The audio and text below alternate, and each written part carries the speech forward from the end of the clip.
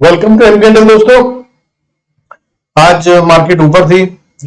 लगभग निफ्टी जो था उसने 246 पॉइंट की बढ़त दिखाई। कल जो लॉस करा था उसको पूरा कवर कर लिया। बैंक निफ्टी ने 322 पॉइंट की बढ़त दिखाई। 0.89% बैंक निफ्टी बढ़ा, 1.46% निफ्टी बढ़ा। और टोटल एडवांसेस जो थे, मतलब जो बढ़ने वाले शेयर थे, वो 1167 1167 शेयर बढ़ रहे थे। उसके अगेंस्ट में 767 शेयर्स गिर रहे थे आज।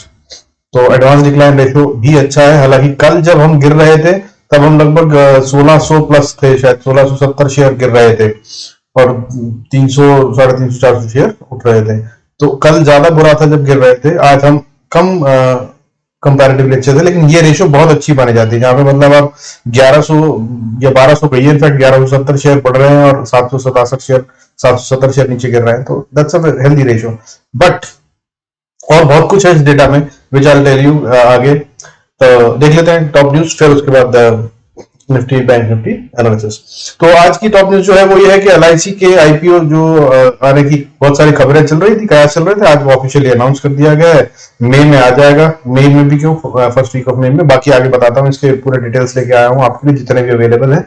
बाकी इसकी कल प्रेस कॉन्फ्रेंस करके ऑफिशियल न्यूज दी जाएगी सबको, तो उसको भी गौर फरमाइएगा।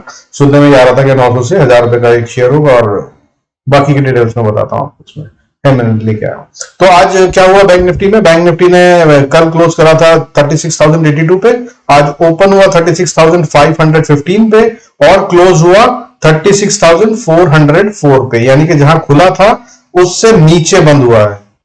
तो गैप अप में ही जो लेके आया था वही लेके आया और उसके बाद नीचे गिरा। सेम वे निफ्टी में हुआ। निफ्टी में 16,953.95 पे क्लोजिंग हुई थी कल, जो कि आज ओपनिंग हुई 17,121 पे, और उसके बाद क्लोज हुआ 17,200 पे। क्योंकि ये गिरा था कल तो इसने कवरिंग कर ली, लेकिन जो कल के लेवल जहां से गिरना शुरू करा था उससे थोड़ा सा मतलब है ऊपर ही, लेकिन मतलब ऑलमोस्ट वहीं पे है, समझिए आप। उसी को कवर किया गया है। बहुत मतलब इसको ये नहीं कह सकते कि डेटा कन्वर्ट हो गया, कि कल हम कह रहे थे बियरिश है तो आज बुलिश हो गया, नहीं। ये जो कुछ कल हुआ था उसे आज नेगेट किया गया है, and we are still at the same page. और ये गेम चल रहा है बड़ा वाला बाय द स्मार्ट मनी, और ये लोग दोनों तरफ के प्रीमियम खा रहे हैं। कल बढ़ाए गए थे प्रीमियम, विक्स वॉलेटिलिटी इंडेक्स बढ़ा हुआ था, आज गिरा दिया था, और आज बढ़िया से प्रीमियम फिर से उड़े हैं। कल भी बहुत ज्यादा नहीं मतलब किसी तरफ खा पाए थे लोग, क्योंकि 100 पॉइंट ऊपर बढ़ती थी निफ्टी, फिर 100 पॉइंट नीचे गिरती थी। जो मैंने रेंज बता रखी है 80 से 110 पॉइंट की रेंज होती है निफ्टी की। अगर वो इतना बढ़ जाए तो उसके बाद एक बार नजर मार लिया कीजिए। तो that's how they been playing, and that's a smart play, and I am sure that retail is losing every day. दो जब मैं भी छोटे छोटे प्रॉफिट ले पा रहा हूँ, बहुत ज्यादा नहीं ले पा रहा हूँ फ्रैंकली स्पीकिंग। आइए देख लेते हैं बाकी की ग्लोबल न्यूज टॉप क्या हो रहा है। तो आज एक और अच्छी इंपॉर्टेंट न्यूज जो आई है वो ये आई है कि गवर्नमेंट जो है वो फॉर्मुलेट कर रही है strategy to counter the palm oil crisis issue.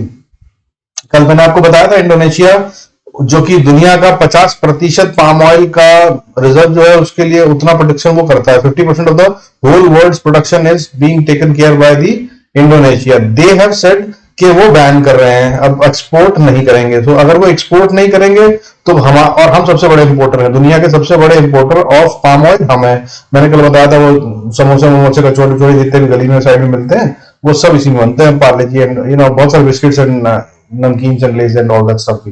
तो वो अब नहीं होगा तो हमारी इकोनॉमी पे और हमारे यहाँ पे फूड प्राइसेस पे भयंकर इन्फ्लेशन रेट बहुत ज्यादा बढ़ेगा। ठीक है, तो वो को कंट्रोल करने के लिए गवर्नमेंट ने आज एक फॉर्मुलेट करी है टीम, जिसका मेन मुद्दा होगा to formulate the strategy to counter palm oil. और इस पे ये भी सुनने में आ रहा है कि शायद हमारे जो ट्रेड मिनिस्टर हैं वो बातचीत कर रहे हैं कुछ इंडोनेशिया से, and they are requesting to them to review their decision of not exporting it।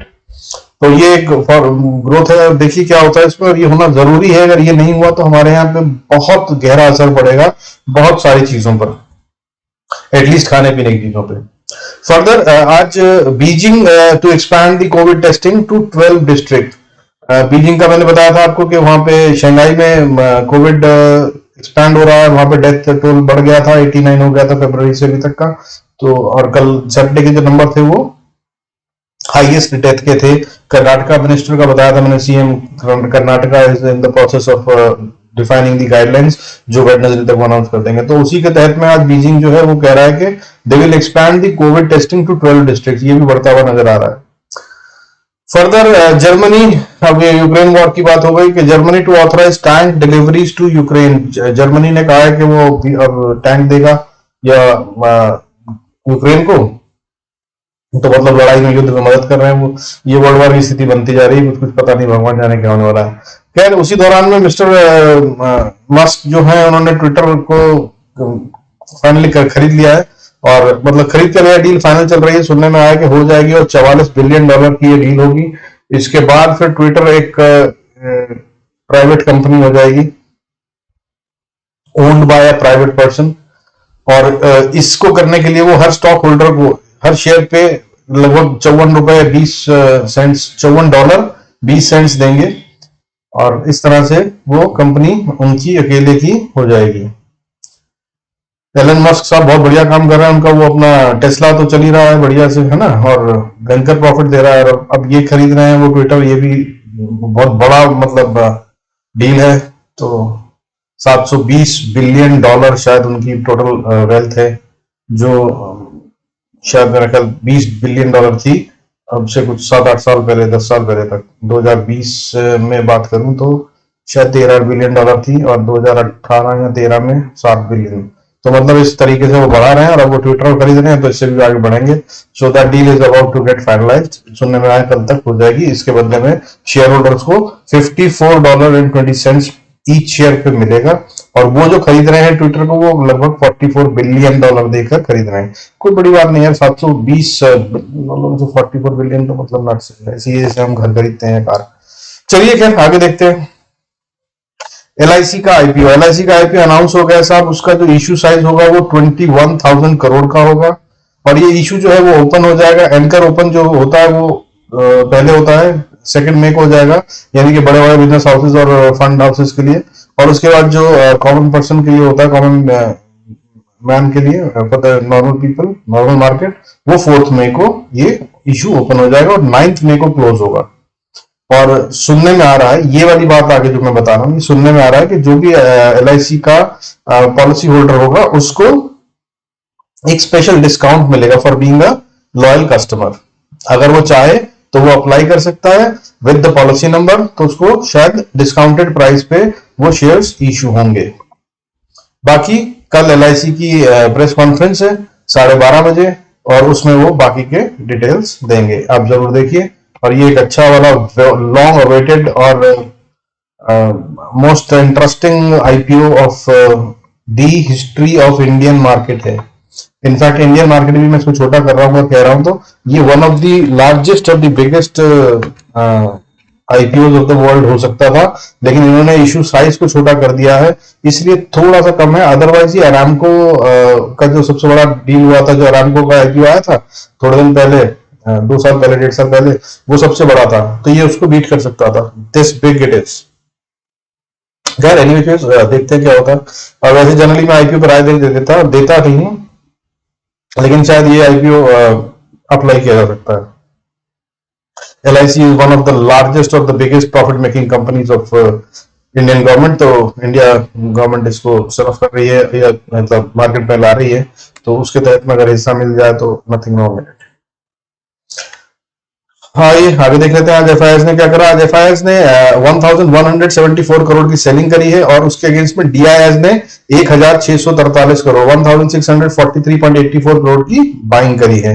तो FIS ने सेलिंग थोड़ी सी घटा दी आज, और DIS ने बाइंग भी घटाई है 200 करोड़ से, लेकिन फिर भी एटलीस्ट रेशियो में देखा जाए तो वो ज्यादा है compare to what FIS sold. तो इससे मार्केट को आज स्ट्रेंथ मिली। हालांकि FIS ने 2 दिन नहीं बेचा है तो बड़ी खतरनाक बात है, और आज का डेटा जो था मैं देख रहा था, तो उन्होंने ऑप्शंस में बहुत खतरनाक बाइंग करी है, 9000 करोड़ करीब बाइंग करी है ऑप्शंस में। और आमतौर पे अगर वो 9000 करोड़ की ऑप्शंस की बाइंग करते हैं तो मार्केट में एक बहुत बड़ा भूचाल आने वाला होता है। वो ऊपर की तरफ होगा कि नीचे की तरफ, वो देखना पड़ता है। वैसे अभी फिलहाल जो डेटा है, ग्लोबल डेटा नीचे की तरफ दिख रहा है, और जैसे कल मैं कह रहा था कि मार्केट नीचे दिख रही है, ऊपर खुलेगी अगर तो गैप अप के बाद वो नीचे आएगी। आज मैं कह रहा हूं कि कल शायद गैप डाउन हो, और अगर गैप डाउन हो जाए उसके बाद जरा सी भी खबर आई तो ऊपर आएगी, और उसके कई कारण है, मैं तो एफआईएस की वजह से बता रहा हूँ। दूसरा कारण ये है कि IPO of LIC has been announced, इसके आईपीओ से पहले मार्केट जरूर ऊपर होगी। ये बात सब लोग सदियों से कह रहे हैं, जब से ये अनाउंस हुआ था कि एलआईसी का आईपीओ आने वाला है, और ये होना भी चाहिए क्योंकि उसके लिए एक अच्छा प्लेटफॉर्म तैयार किया जाएगा। This is one of the biggest one, और गवर्नमेंट भी इसमें सपोर्ट करेगी, everybody will be supporting it, ठीक है। तो अभी बहुत चांसेस है कि मार्केट ऊपर की तरफ जाए, लेकिन डेटा भी नेगेटिव बना हुआ है, फिर भी मैं बता रहा हूँ 2 दिन पहले से मैं नहीं मान रहा था कि डेटा नेगेटिव हो गया, लेकिन कल मैंने कहा था कि मैं मान रहा हूँ डेटा बन गया नेगेटिव, जो कि अब भी वैसा ही बना हुआ है।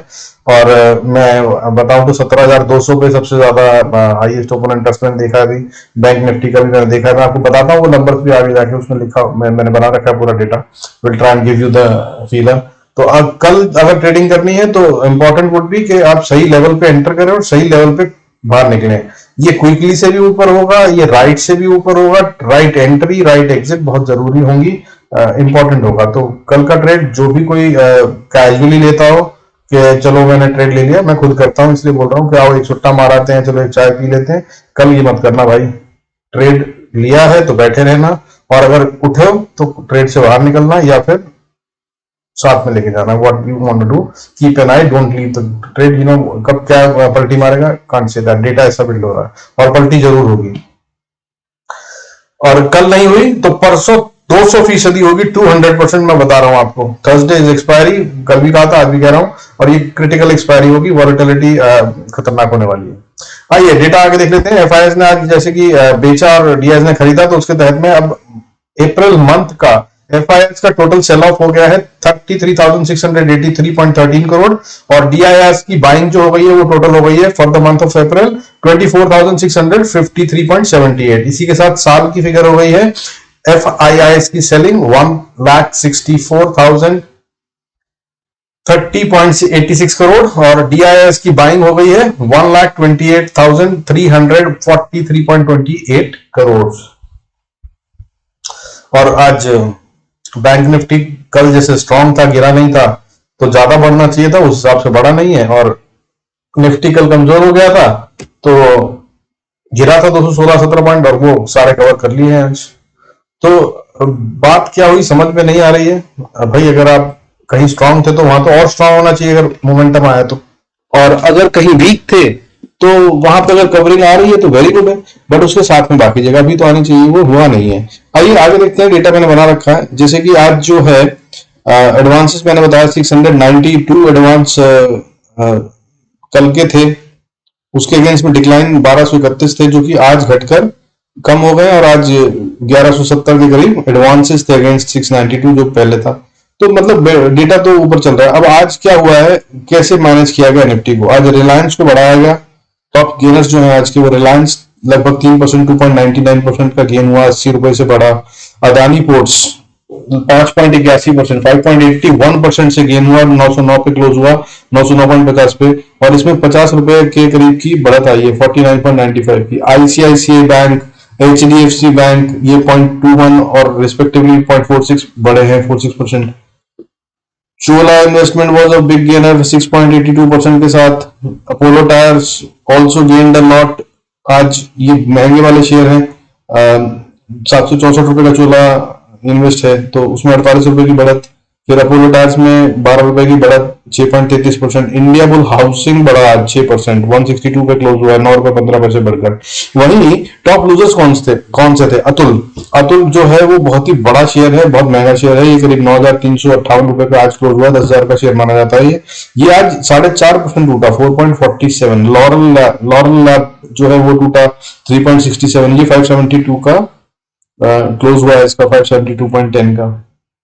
अच्छा, इन सब के बाद मतलब क्या निकलता है, तो भाई मेरी तरफ से आपको मैं रेंज बता देता हूं। मेरे हिसाब से बैंक निफ्टी की जो रेंज बनती है वो 35,500 से लेकर 36,500 की बनती है, as per the analysis and the option chain data. इसमें हाईएस्ट ओपन इंटरेस्ट कहां बन रहा है बैंक निफ्टी में, 36,000 पे।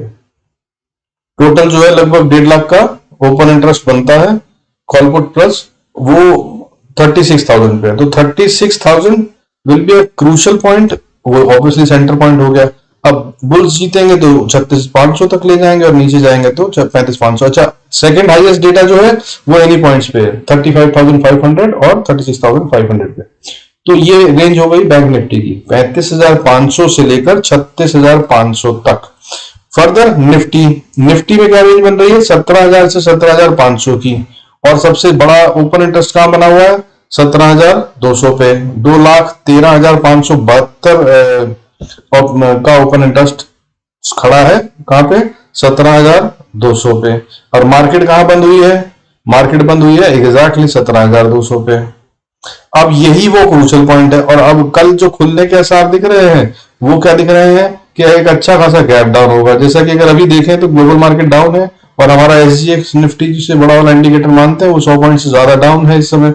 और नास्डैक भी कल जो कवरिंग करी थी उसने 300 पॉइंट की, उसके अगेंस्ट में 350 पॉइंट अब इस समय नेगेटिव में चल रहा है। और डैक्स भी लगभग 1.20% डाउन है।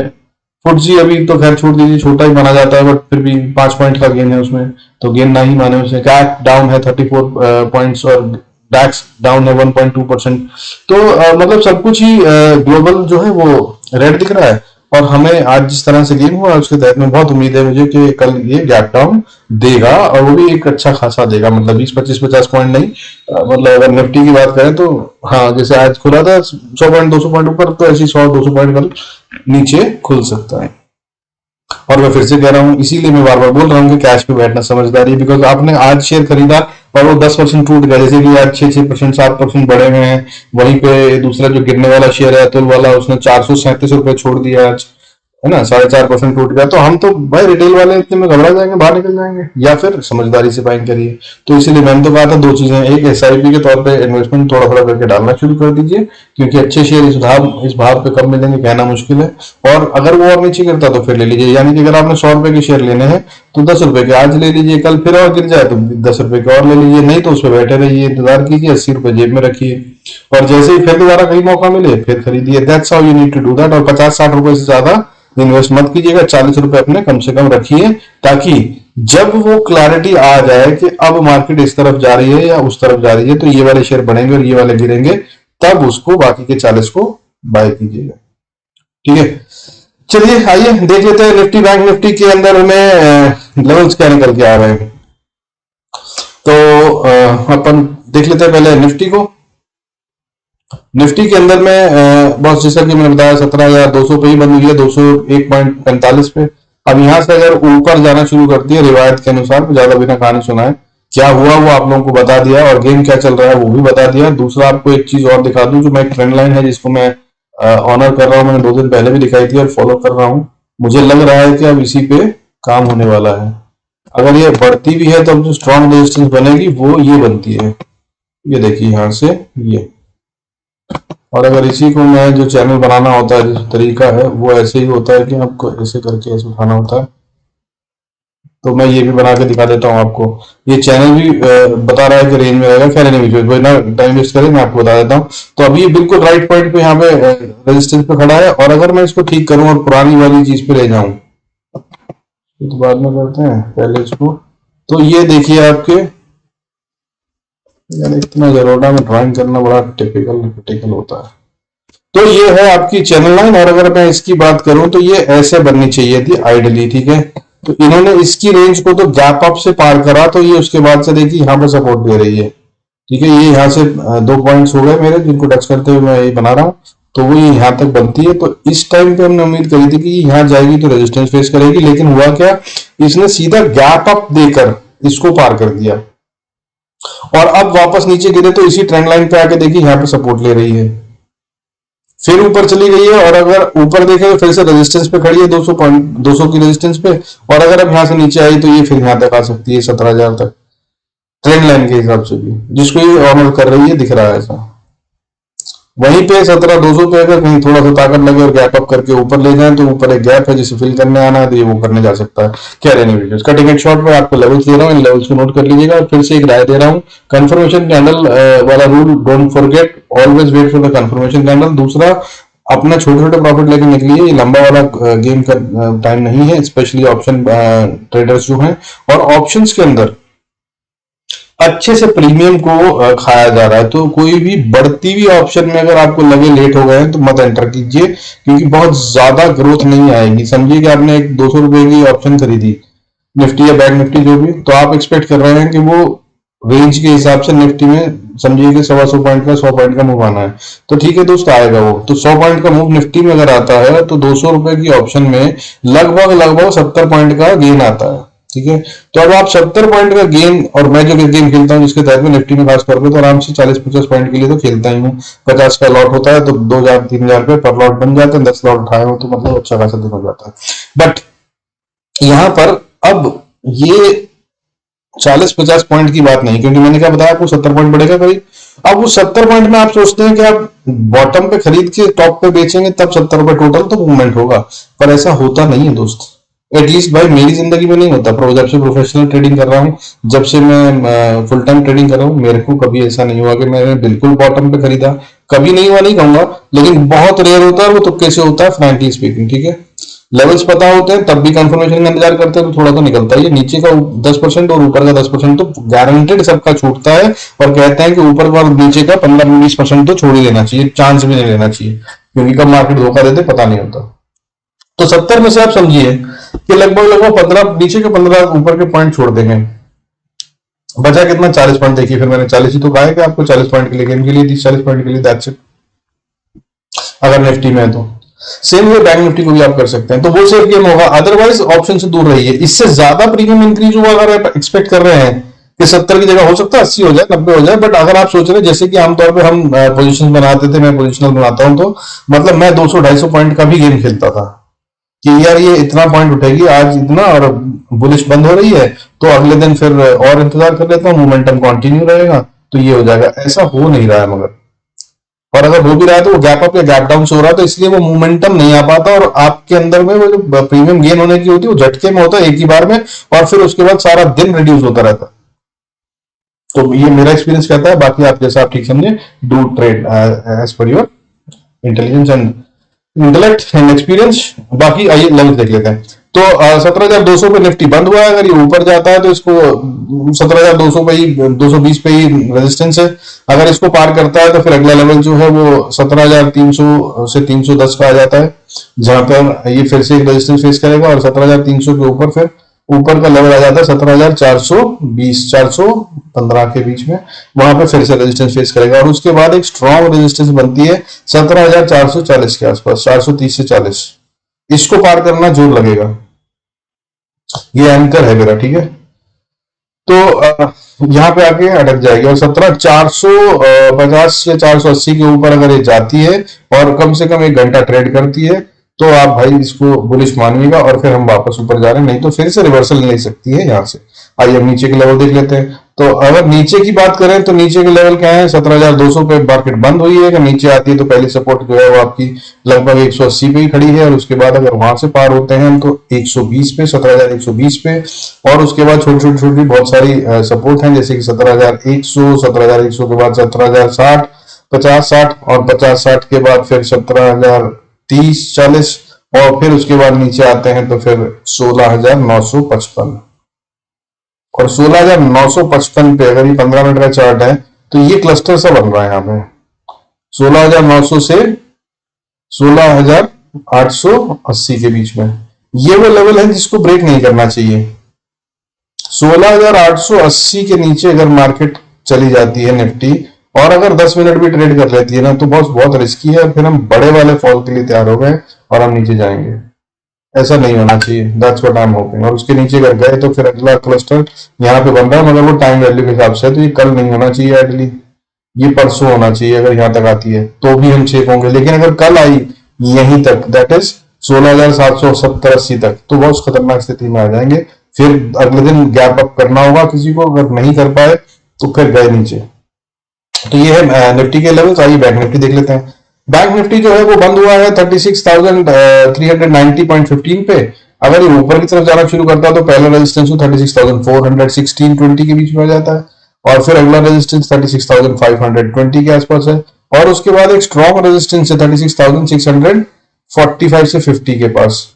इसको अगर पार कर लेती है, जो कि बहुत टीडियस टास्क होगा, आसान नहीं होगा, अगर कर लेती है तो बॉस फिर अगला लेवल जो है वो बहुत ही ज्यादा स्ट्रांग लेवल की रेजिस्टेंस हो जाती है, दैट इज 36,900। अब क्योंकि ये एवरेज घटती जा रही है तो ये 38,000 से शुरू हुई वो है, जो कि नीचे ट्रेड होने की वजह से नीचे नीचे आती जा रही है। ठीक है, तो अब 36,900 समझ लीजिए टास्क होगा पार करना। 36,900 से लेकर 36,900 से लेकर 37,000 तक will be a task for bank Nifty to cross. और अगर 37,000 को पार कर लेती है तो फिर 37,100 तक तो फिर हम जा रहे हैं, 100 से 120 40, और उसके ऊपर अगर हम जाते हैं तो फिर एक और स्ट्रॉन्ग रेजिस्टेंस 37,400 पे आती है। इतना मेरे ख्याल से बहुत होगा, 1000 पॉइंट हो गया।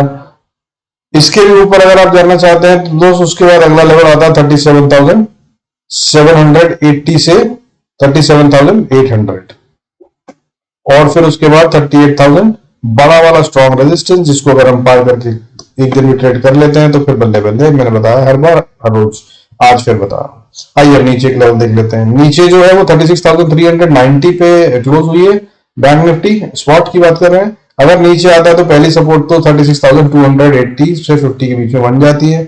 इसको अगर नीचे से ब्रीच करा जाता है, क्रॉस किया जाता है तो 36,170 80 के आसपास एक और सपोर्ट बनती है। यहां पर अगर क्रॉस करती है तो फिर अगली जो सपोर्ट बनती है वो 36,000 से 36,050 के बीच में बनती है। अगर इसको पार कर लेते हैं तो फिर नीचे की तरफ 35,800, 50 से 80 मान लीजिए, या 50 से 35,850 से 35,900 मान लीजिए। इसके नीचे एक और छोटी सपोर्ट है 35,780 की, और अगर इसको पार कर लिया तो फिर हम जा रहे हैं नेक्स्ट लेवल के लिए 35,550। इतना बहुत होगा कल के लिए। और अब मैं डेटा के बारे में शॉर्टकट में बात बता दूं, डेटा बियरिश क्रिएट हो रहा है, मैंने कल ही कह दिया था। आज गैप अप हुए जरूर है, लेकिन आप ये देख लीजिए कि जहां खुले थे वहां से लगातार नीचे आए हैं, ऊपर नहीं गया है। बैंक निफ्टी जिसने कल स्ट्रेंथ दिखाई थी, जो कि सीधा ऊपर गया था, टूटने से मना कर दिया था, और जब निफ्टी 200 पॉइंट टूटकर रेड में बंद हुआ था तब कल बैंक निफ्टी ग्रीन में बंद हुआ था। और आज क्या करा इसने, गैप अप ओपनिंग करी और उसके बाद लगातार दिन भर गिरा है। अगर आप इसको ट्रेंड को देखें तो इसे बियरिश ही कहते हैं। और आप जो ग्लोबल दिख रहा है वो भी नीचे का है, तो कल तो गैप डाउन तो पक्का होता दिख रहा है।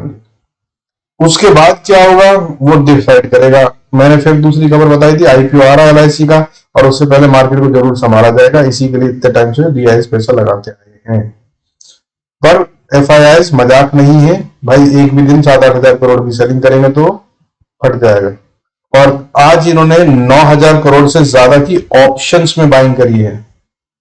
बैंक निफ्टी और निफ्टी की जो इंडेक्स की ऑप्शंस है वो 9,000 करोड़ से ज्यादा की खरीदी है, यानी कि जितना वो एक दिन में सेल ऑफ करते थे उससे कहीं ज्यादा उन्होंने आज ऑप्शंस में पैसा लगाया। फ्यूचर भी खरीदे हैं हालांकि। तो अब ये देख लीजिए कि इसका मतलब क्या, अब उन्होंने ऑप्शंस में क्या पुट खरीदी है या कि कॉल्स खरीदी है।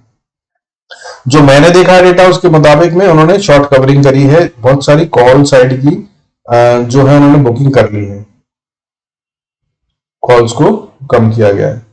अब इसका मतलब तो ये बनता है कि वो कॉल से निकल गए हैं तो ऊपर जाना चाहिए, हमें बिल्कुल जाना चाहिए और जा भी सकते हैं। तो इसका मतलब कल हो सकता है वो ऊपर ले जाए, लेकिन ऊपर ले जाएंगे कैसे, ग्लोबल मार्केट नीचे है, गैप डाउन दिख रहा है। चलिए उसके बाद अगर एफआईआईज ने 1,000 करोड़ की बाइंग करी और डीआईएस ने कोई भी सेलिंग नहीं करी ना, तो भी हम ऊपर बढ़ जाएंगे। पर क्या ऐसा होगा, देखने की बात होगी। और चांसेस दोनों तरफ के, मैं फिर बता रहा हूँ, बियर्स और बुल्स आपस में अच्छे से भिड़े हुए हैं। किसकी जीत होती है देखते हैं, उसके बीच में हम कितना पैसा बना सकते हैं वो देखिए। बस लड़ाई मत कीजिएगा, जैसा कि मैंने वो अपने कोचिंग वीडियो में भी कहता हूं अक्सर, that boss we are not the captain of the ship and neither are we the ship of the route. हम तो इस रूट पे चलने वाले उस जहाज के अंदर अपना लंगर डालकर छोटी सी कश्ती पीछे से जोड़ते हैं, या उस शिप में अगर जगह मिल जाए तो एक आधा कुर्सी लेकर बैठी थोड़ी देर, जहां प्रॉफिट आ जाए अपने पेट के हिसाब से हजम कर सके, लीजिए और निकलिए। Don't fight but ride the ship. ठीक है, तो ट्रेंड पे नजर रखिए। मिलते हैं कल के वीडियो में, तब तक God bless you all, see you in next video. Thank you so much for all your support. Do subscribe, like the video.